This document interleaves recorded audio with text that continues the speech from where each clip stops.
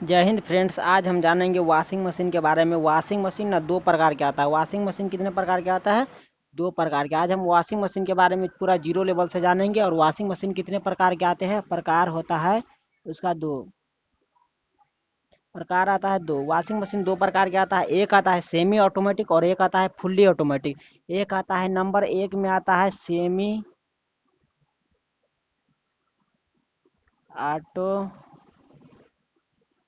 Automatic, एक आता है सेमी ऑटोमेटिक और एक आता है कौन? Fully automatic.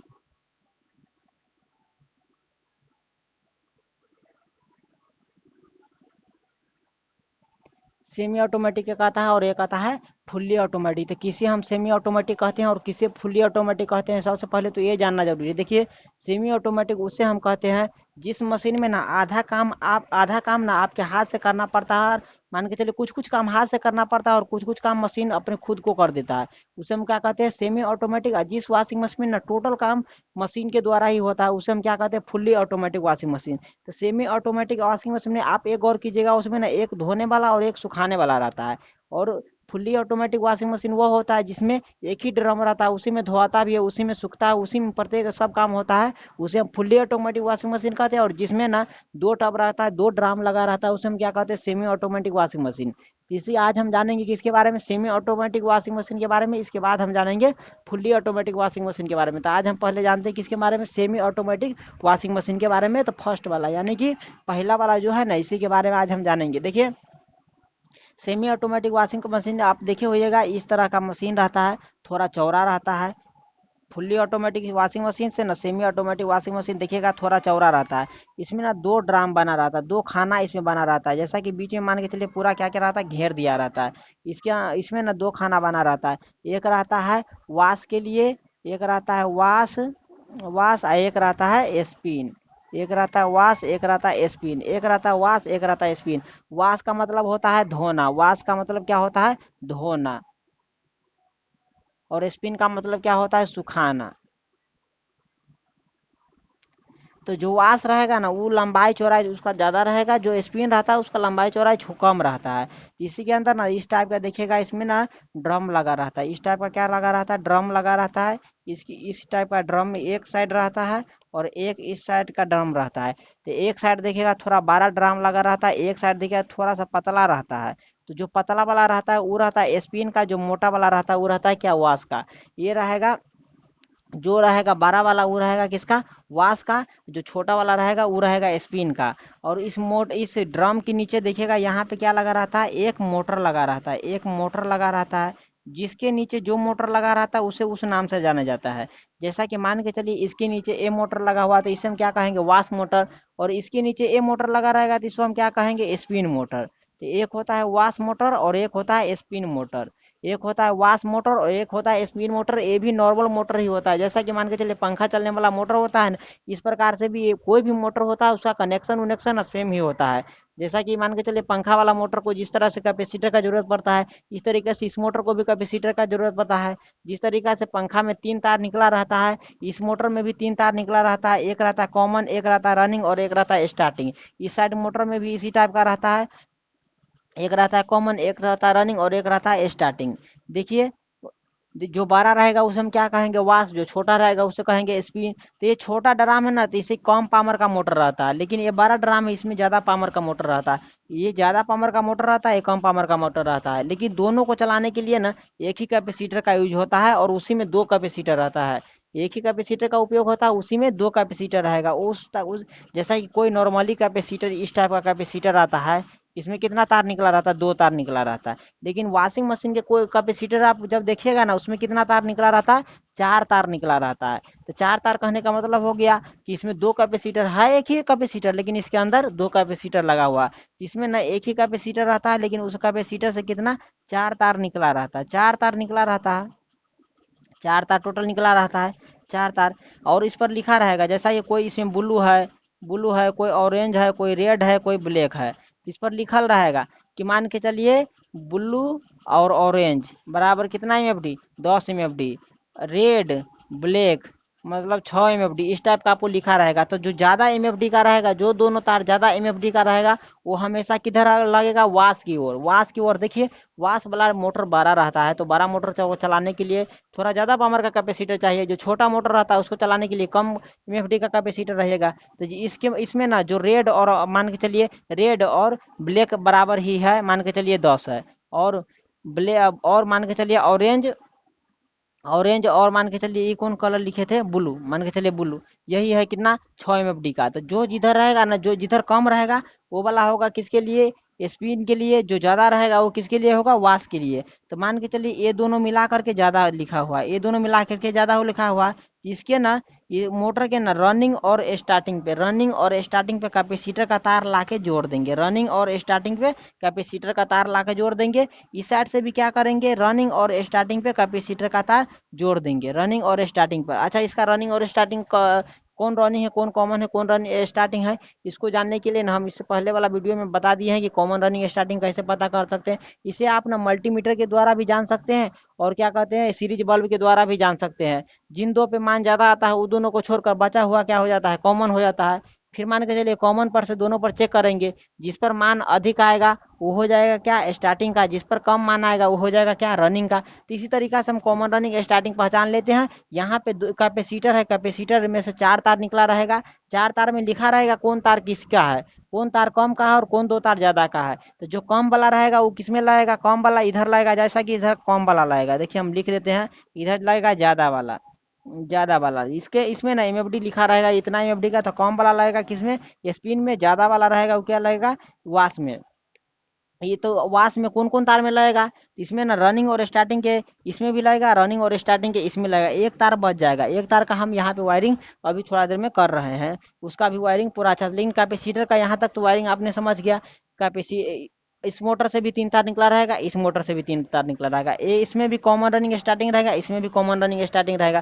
कैपेसिटर का 2 तार लेकर के इसके भी रनिंग और स्टार्टिंग में देना है, और इसके भी रनिंग और स्टार्टिंग में देना है। इसके बाद इसके ऊपर देखेगा, ये तो ड्रम हो गया, इसके ऊपर ढक्कन लगा रहता है। ढक्कन को उठाइएगा तो इसके अंदर एक ड्राम मिलेगा। इसमें मान के चलिए यहाँ पे पानी रखा हुआ है, पानी है, जो भी रहता है आपका मन का मर्जी।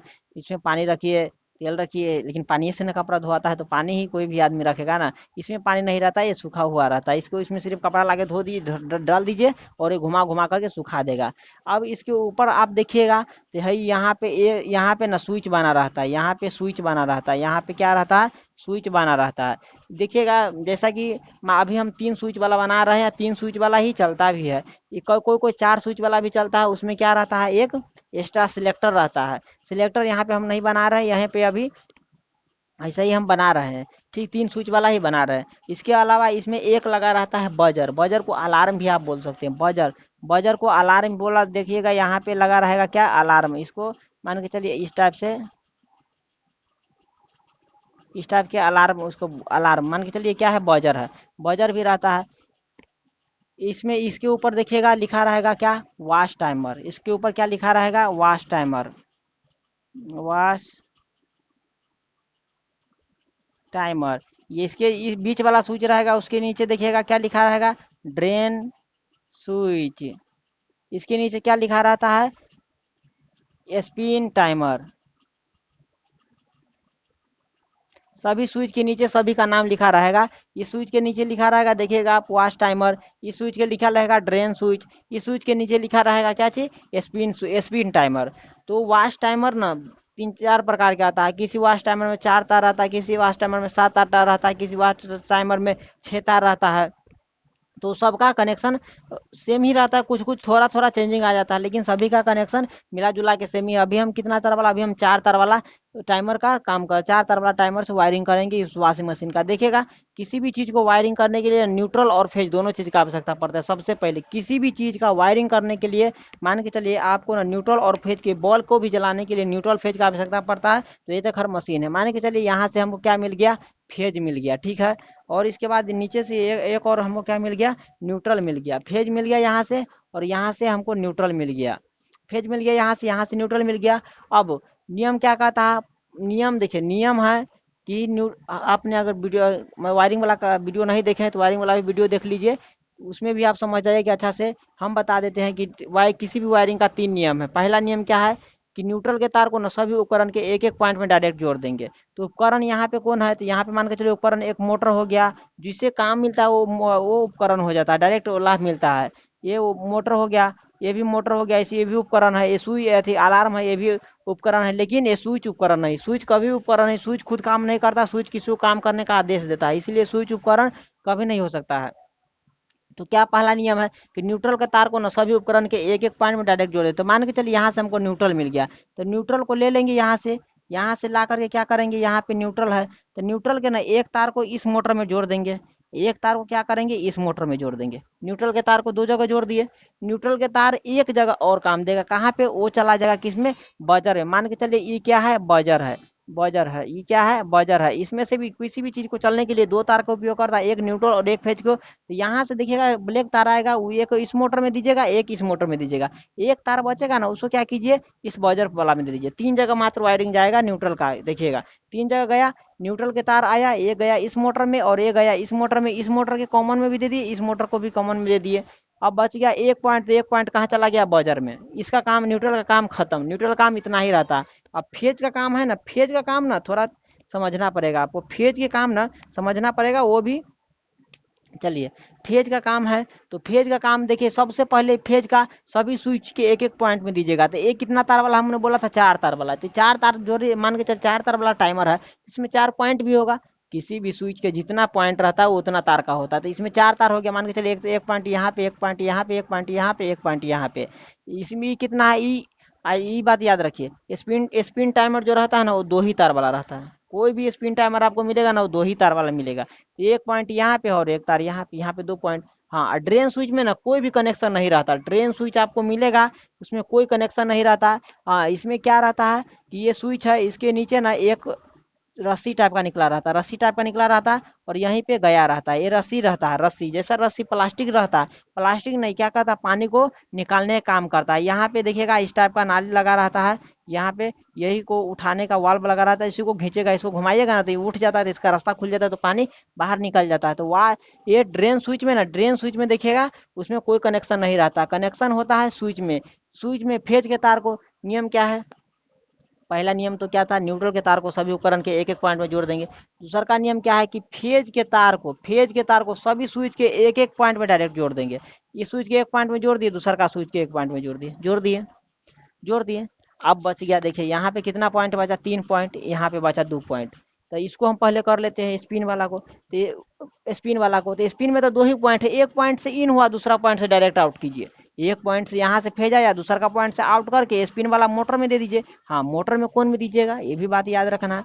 मोटर में ना रनिंग में दे दिया था हमेशा, एक तार को कॉमन में दीजिए और एक तार को रनिंग में दे दीजिए। रनिंग जांचना आपको हम बता दिया है, जैसा कि ये रनिंग है तो इस पॉइंट में जोड़ दीजिए। कैपेसिटर वाला एक पॉइंट में जोड़ देना है आपको, किसको, यहाँ से फेज आएगा उसको। न्यूट्रल कहाँ जोड़ना है, न्यूट्रल कॉमन वाला में जोड़ देना है, ठीक है। अब यहाँ बचा, तो यहाँ बचा ना, तो देखिएगा उस टाइमर में ना दो तार बड़ा बड़ा निकला रहता है, वो दोनों तार मोटर का रहेगा। एक तार छोटा वाला रहेगा ना, वो तार किसका रहेगा, बजर का रहेगा। इसमें दो तार बड़ा बड़ा निकलेगा, वो किसका रहेगा, मोटर का रहेगा। एक तार छोटा वाला निकलेगा, वो बजर का रहेगा। तो इसमें का बजर एक तार रहता है, किसको दे दीजिए, बजर को, यानी कि अलार्म को फेज न्यूट्रल यहाँ से मिल गया, फेज यहाँ से मिल गया, इसका काम खत्म। अब बच गया 2 पॉइंट। 2 पॉइंट ना सभी मोटर में एक फेज आता है, लेकिन एक वॉशिंग मशीन ऐसा चीज है ना जिसमें दो को फेज जाएगा और दोनों कैपेसिटर में जाएगा। किसी भी जैसे कि छत वाला पंखा है, टेबल फैन है, उसमें कैपेसिटर के एक ही पॉइंट में कनेक्शन होता है, लेकिन यहाँ पे कैपेसिटर के दोनों पॉइंट में कनेक्शन होगा, वो भी किसी सिर्फ वाश वाला में कैपेसिटर का दोनों तार में कनेक्शन होता है। और मोटर के कैपेसिटर का दोनों तार कहाँ आता है, रनिंग और स्टार्टिंग में। तो कैपेसिटर का दोनों तार में कनेक्शन होगा, तो मोटर को भी रनिंग और स्टार्टिंग दोनों में कनेक्शन होगा। इसका जो इस स्विच का 2 पॉइंट बचा ना, इस स्विच के दोनों पॉइंट को ना वाश वाला मोटर के ना एक को दे देना है रनिंग में और एक को दे देना है किसमें, स्टार्टिंग में ला करके। बस यही वायरिंग है वॉशिंग मशीन का वायरिंग। अगर आपने ये समझ गए तो एकदम नॉर्मल है। देखिए एक बार और हम समझा देते हैं। सबसे पहले तो मान के चले ये न्यूट्रल आया, न्यूट्रल के तार को लाने के बाद ना दोनों मोटर में आपने आंख मूंद करके दोनों मोटर के कॉमन में डायरेक्ट जोड़ दिए। दोनों मोटर के कॉमन में जोड़ने के बाद एक तार को लेकर के कहाँ दे दिए, बजर में दे दिए। यहाँ से न्यूट्रल आया, न्यूट्रल आकर के इस पॉइंट में भी गया, यहाँ से न्यूट्रल आकर के एक इसके कॉमन में, एक इसके कॉमन में, एक तार कहाँ चला गया, बजर में। उसके बाद देखिए अब फेज के तार आया, फेज के तार को ना दोनों स्विच में दीजिए। फेज के तार को सबसे पहले आप क्या कीजिए, जो जितना स्विच है ना सभी स्विच के एक एक पॉइंट में दे दीजिए। ये स्विच है इसमें भी दे दिए, ये स्विच है इसमें भी दे दिए, दोनों के एक एक पॉइंट में दे दीजिए। एक स्विच बच, एक स्विच से एक ही तार निकलता है, एक तार आकर के डायरेक्ट, एक तार रहेगा तो किस में जाएगा, हमेशा रनिंग में जाएगा। यहाँ पे जो रनिंग रहेगा उसको चेक करके उसमें दे देंगे। और ये बचा क्या, ये बचा वॉच टाइमर। वॉच टाइमर में ना 4 तार वाला ही टाइमर है, 4 तार में ना 2 तार 12-12 निकला रहेगा, वो दोनों चला जाएगा मोटर के रनिंग और स्टार्टिंग में, वो दोनों चला जाएगा मोटर के रनिंग और स्टार्टिंग में। एक तार बच गया, वो जाके कहाँ चला जाएगा, बजर में चला जाएगा। बस यही वायरिंग है। इधर कैपेसिटर का आपको बता ही दिए थे कि कैसे करते हैं। 4 तार का वायरिंग नॉर्मल ऐसा ही है। अगर आपने और अच्छा और वीडियो देखना चाहते हैं तो चैनल को लाइक और सब्सक्राइब करें और इसी के साथ बने रहिए मेरे चैनल पे।